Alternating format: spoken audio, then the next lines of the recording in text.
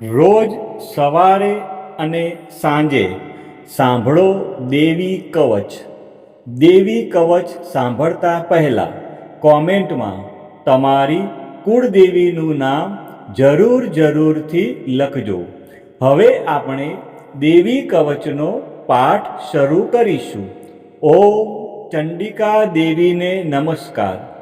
માર્કંડેયજીએ કહ્યું, હે પિતામહ, જે આ સંસારમાં પરમ ગોપનીય અને મનુષ્યનું બધી રીતે રક્ષણ કરનારું છે, અને જેને તમે અત્યાર સુધી બીજા કોઈ સામે પ્રગટ ન કર્યું હોય એવું કોઈ સાધન મને કહી બતાવો. બ્રહ્માજી બોલ્યા, હે બ્રાહ્મણ, એવું સાધન તો એકમાત્ર દેવીનું કવચ જ છે, જે ગોપનીય કરતાં પણ પરમ ગોપનીય, પવિત્ર તથા બધા પ્રાણીઓ ઉપર ઉપકાર કરનારું છે. હે મહામુનિ, તે તમે સાંભળો. દેવીની 9 મૂર્તિઓ છે. તેમને 9 દુર્ગા કહે છે. તેમના અલગ અલગ નામો બતાવવામાં આવે છે. પહેલું નામ શૈલપુત્રી છે, બીજું નામ બ્રહ્મચારિણી છે, ત્રીજું ચંદ્રઘંટાના નામે પ્રસિદ્ધ છે, ચોથી મૂર્તિને કુષ્માંડા કહે છે, પાંચમી દુર્ગાનું નામ સ્કંદ માતા છે, છઠ્ઠી દુર્ગાનું નામ કાત્યાયની છે, સાતમું સ્વરૂપ કાલરાત્રિ, આઠમું સ્વરૂપ મહાગૌરી અને નવમી દુર્ગા એટલે સિદ્ધિદાત્રી. આ બધા નામ વેદ ભગવાન દ્વારા કહેવાયા છે. જ્યારે કોઈ મનુષ્ય અગ્નિથી સળગી રહ્યો હોય, યુદ્ધભૂમિમાં શત્રુઓથી ઘેરાઈ ગયો હોય, કોઈ સંકટમાં ફસાઈ ગયો હોય તથા કોઈ ભયથી ડરી ગયો હોય અને મા દુર્ગાનું શરણ લીધું હોય, તેનું ક્યારેય કોઈ અમંગળ થતું નથી. યુદ્ધના સમયે મુશ્કેલી હોવા છતાં પણ તેને કોઈ વિપત્તિ ઉદ્ભવતી નથી. તેને શોક, દુઃખ અને ભય પ્રાપ્ત થતા નથી. જેમણે દેવીનું ભક્તિપૂર્વક સ્મરણ કર્યું છે, તેમનો અભ્યુદય નક્કી છે. હે દેવી, જેઓ તમારું ચિંતન કરે છે, તેમનું તમે ચોક્કસ કલ્યાણ કરો છો. તમે તેમનું રક્ષણ કરો છો. ચામુંડા દેવી પ્રેત ઉપર આરૂઢ થયેલા હોય છે અને વારાહી પાડા પર સવારી કરે છે. ઐન્દ્રીનું વાહન ઐરાવત હાથી છે. વૈષ્ણવી ગરુડ પર આવે છે અને માહેશ્વરી આખલા પર આરૂઢ થયેલા છે. કૌમારીનું વાહન મોર છે. વિષ્ણુ પ્રિય લક્ષ્મી કમળ પર વિરાજમાન છે અને તેમના હાથમાં લાલ કમળ છે. આખલા પર આરૂઢ થયેલ દેવી ઈશ્વરીએ શ્વેત વસ્ત્ર ધારણ કરી રાખ્યા છે. બ્રાહ્મી હંસ પર બેઠેલા છે અને બધા જ આભૂષણો ધારણ કર્યા છે. આ બધી દેવીઓ માતાઓ યોગ શક્તિઓથી સંપન્ન છે, જેઓ અનેકવિધ આભૂષણો પહેરવાથી શોભે છે.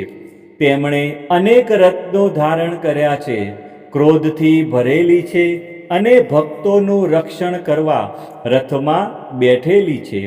આ દેવીઓના હાથમાં શંખ, ચક્ર, ગદા, શક્તિ, હળ, મુસળ, ખેટક, તોમર, કુહાડી, દોરડું, કુંત, ત્રિશૂળ અને ઉત્તમ ધનુષ્ય ધારણ કરેલા છે. દૈત્યોના શરીરનો નાશ કરવો અને ભક્તોને અભયદાન આપવું, દેવતાઓનું હિત કરવું એ તેમના શસ્ત્ર ધારણનો ઉદ્દેશ છે. મહારૌદ્ર રૂપ, અત્યંત ઘોર પરાક્રમી, મહાબલી અને મહા ઉત્સાહયુક્ત હે દેવી, તમે મહાન ભયનો નાશ કરનારા છો. તમને મારા નમસ્કાર છે. તમારી સામે જોવું પણ મુશ્કેલ છે. શત્રુઓનો ભય વધારનારા હે જગદંબિકા, મારું રક્ષણ કરો. પૂર્વ દિશામાં ઐન્દ્રી શક્તિ મારું રક્ષણ કરે. અગ્નિખૂણામાં અગ્નિશક્તિ, દક્ષિણ દિશામાં વારાહી તથા નૈઋત્ય ખૂણામાં ખગધારિણી મારું રક્ષણ કરે. પશ્ચિમ દિશામાં વારુણી અને વાયવ્ય ખૂણામાં હરણ પર સવારી કરનારા દેવી મારું રક્ષણ કરો. ઉત્તર દિશામાં કુમારી અને ઈશાન ખૂણામાં શૂલધારિણી મારું રક્ષણ કરો. હે બ્રહ્માણી, તમે ઉપરની બાજુએ મારું રક્ષણ કરો.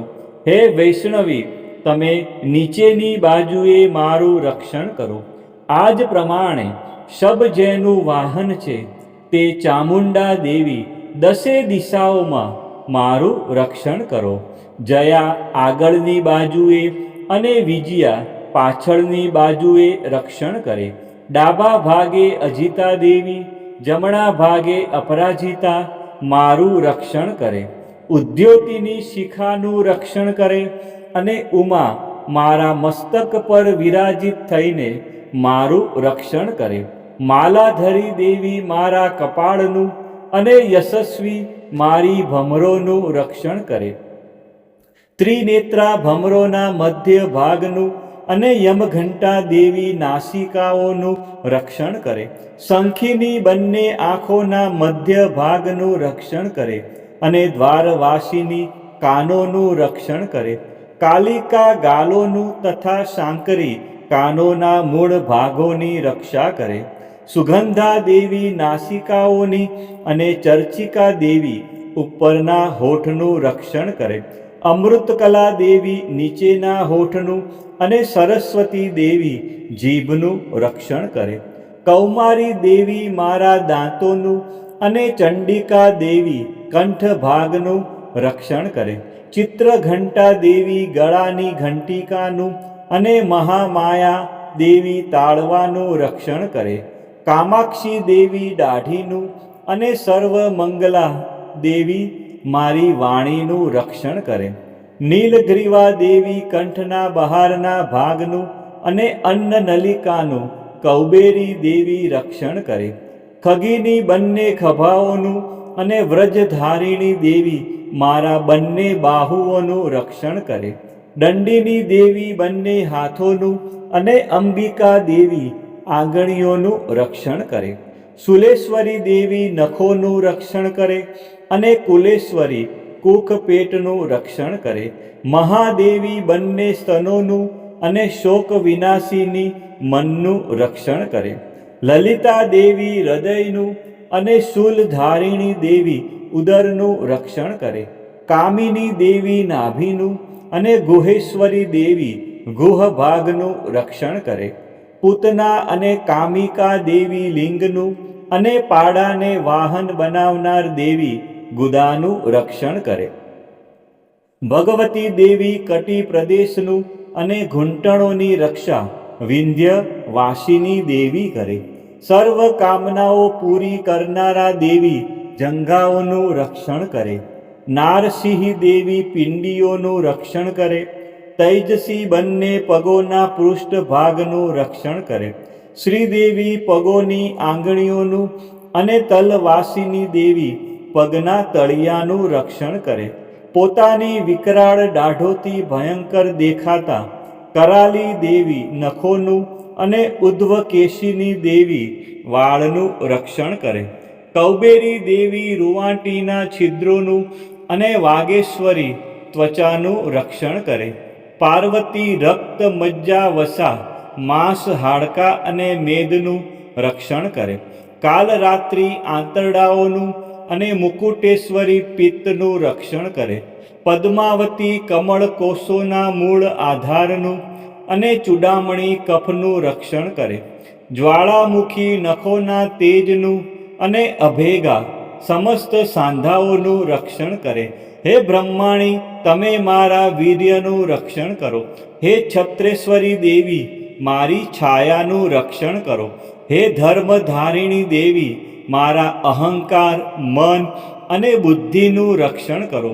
હે વ્રજ ધારણ કરનાર દેવી, મારા પ્રાણ, અપાન, વ્યાન, ઉદાન અને સમાનનું રક્ષણ કરો. કલ્યાણથી શોભતા હે દેવી, મારા પ્રાણનું રક્ષણ કરો.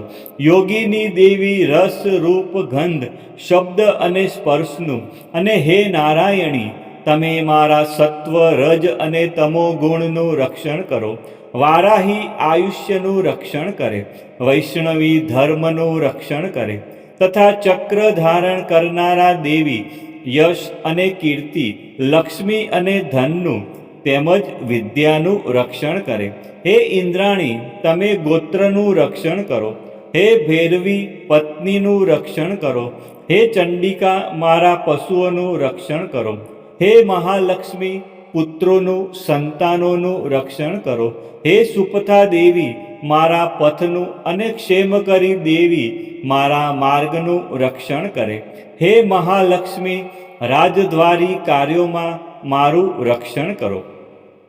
તથા સર્વ બાજુએ રહેલા વિજયા દેવી, ચારે બાજુ રહીને રક્ષણ કરો. હે દેવી, જે સ્થાન દેવી કવચમાં કહેવાયું નથી અને તેથી રક્ષણ વિનાનું છે, તે બધા સ્થાનો તમારા વડે સુરક્ષિત થાય. કારણ કે તમે વિજયશાલિની અને પાપનાશીની છો. મનુષ્ય પોતાના શરીરનું ભલું ઈચ્છતો હોય તો તેણે દેવી કવચનો પાઠ કર્યા વિના એક ડગલું પણ ભરવું નહીં. દેવી કવચનો પાઠ કરીને જ યાત્રા કરવી. દેવી કવચના પાઠથી બધી બાજુથી સુરક્ષિત થયેલો મનુષ્ય જ્યાં જ્યાં જાય છે ત્યાં ત્યાં તેને ધન લાભ થાય છે તથા સઘળી કામનાઓ પર વિજય પ્રાપ્ત થાય છે. તે જે અભિષ્ટ વસ્તુનું ચિંતન કરે છે તેને તે અચૂકપણે પ્રાપ્ત કરી લે છે. તે મનુષ્ય આ પૃથ્વી ઉપર અતુલ ઐશ્વર્ય પામે છે. દેવી કવચથી રક્ષાયેલો મનુષ્ય નિર્ભય થઈ જાય છે. યુદ્ધમાં તેમનો પરાજય થતો નથી તથા તે ત્રણેય લોકમાં પૂજનીય બને છે. આ દેવી કવચ દેવતાઓને પણ દુર્લભ છે. જે આ દેવી કવચનો દરરોજ 3 સંધ્યાએ શ્રદ્ધાપૂર્વક પાઠ કરે છે તેની દૈવી કલા પ્રાપ્ત થાય છે તથા તે ત્રણેય લોકમાં પરાજિત થતો નથી. એટલું જ નહીં, તે અપમૃત્યુથી રહિત થઈને 100 કરતાં પણ વધુ વર્ષ જીવે છે. દેવી કવચ ધારણ કરનાર મનુષ્યની રાજા તરફથી સન્માન અને વૃદ્ધિ થાય છે. આ કવચ મનુષ્યના તેજની વૃદ્ધિ કરનારું અને ઉત્તમ છે. આ દેવી કવચનો પાઠ કરનારો મનુષ્ય પોતાની કીર્તિથી શોભા પામીને પૃથ્વી ઉપર પોતાના સુયશ સાથે સાથે વૃદ્ધિ પામે છે. જે પહેલા દેવી કવચ કરીને સપ્તસતી ચંડી પાઠ કરે છે તેની જ્યાં સુધી વન પર્વત હોય ત્યાં સુધી તે આનંદથી યુક્ત આ પૃથ્વી ઉપર રહે છે. તેના પુત્રો પૌત્રો સંતાન પરંપરા બનેલી રહે છે. પછી દેહાંત થતાં તે મનુષ્ય મહામાયાની કૃપાથી નિત્ય પરમપદને પામે છે. જે દેવતાઓને પણ દુર્લભ છે. તે સુંદર દિવ્ય રૂપ ધારણ કરે છે અને કલ્યાણ શિવની સાથે આનંદનો ભાગી બને છે.